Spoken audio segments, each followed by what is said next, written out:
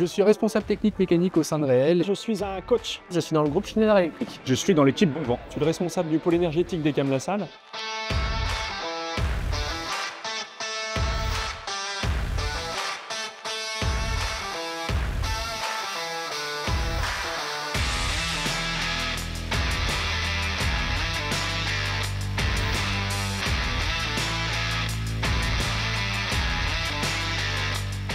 C'est un festival d'innovation où on se retrouve entre étudiants de plusieurs écoles à mettre en place des solutions techniques pour des entreprises.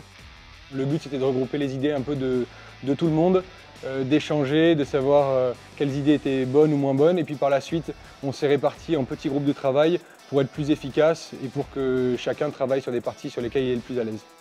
Après la nuit, je pense qu'on doit travailler au moins jusqu'à 1h30, 2h avant de s'accorder une petite pause. Et ensuite, reprise très tôt le matin pour pouvoir avoir bouclé notre PowerPoint et notre pitch.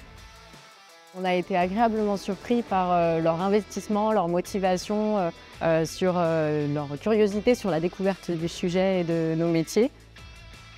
Ce qui est super au Festinov, c'est que tous les sujets sont vraiment variés, différents, toujours innovants. Bien évidemment, on est à l'ère de la décarbonation et c'est un peu le focus pour chacun des projets. Néanmoins, on a affaire à tout un tas de technologies vraiment différentes, des technologies de communication, de l'IA, de la mécanique. On a même cette année un sujet qui envoie des modules sur la Lune.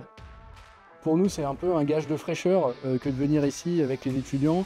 On sait que nous, dans l'industrie, on peut être parfois très contraint dans des aspects normatifs et l'innovation n'est pas forcément au cœur de nos préoccupations et ça nous permet un petit peu de sortir des sentiers battus, sortir de nos habitudes. Les étudiants durant ce challenge ont accès effectivement à un certain nombre de plateformes et puis de bancs d'essais expérimentaux, voire numériques. Donc au niveau du Fab Lab, effectivement, ils peuvent faire du prototypage. Nous, on est sur des éoliennes sur lesquelles on cherche à réutiliser le surplus d'énergie, que ce soit via soit le stockage ou la redistribution dans le réseau électrique.